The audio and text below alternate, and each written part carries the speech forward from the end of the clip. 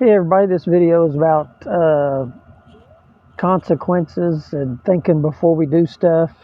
And I know a lot of us, every one of us thinks, well, when we do something wrong, God will protect me because I'm chosen or His mercy.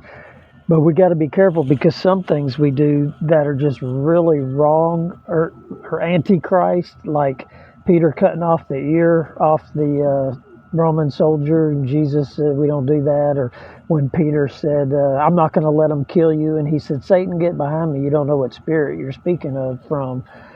Peter was speaking from an antichrist spirit, meaning the plan, God's plan, Christ's plan was for him to be sacrificed for eternal salvation for mankind. And Peter's like, no, I'm not going to let that happen. He didn't know what was going on. And it's an antichrist spirit. You're working against what God or Christ is trying to do.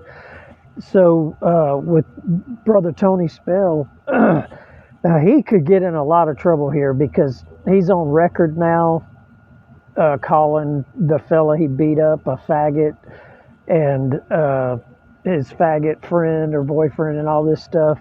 And then he already was arrested for charging the young man with a bus. Like, I'm going to run over you, ha ha, no, and all this. And so if Tony could get 8, 10.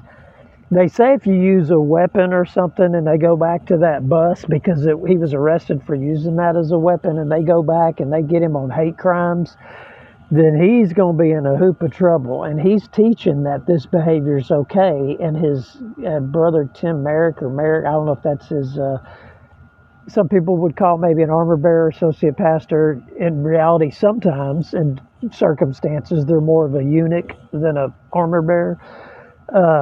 He was going on the night Tony got out of jail for beating up that, I guess he's a gay kid or something, and saying I should have done that a long time ago. And the kid's only 20, so if he did it a long time ago, he'd have been a minor. So you got to be careful what you teach, But anyway, for hate crimes, he could get in a lot of trouble, and he could get the kids that he says he's protecting in trouble by teaching them false doctrine, antichrist doctrine.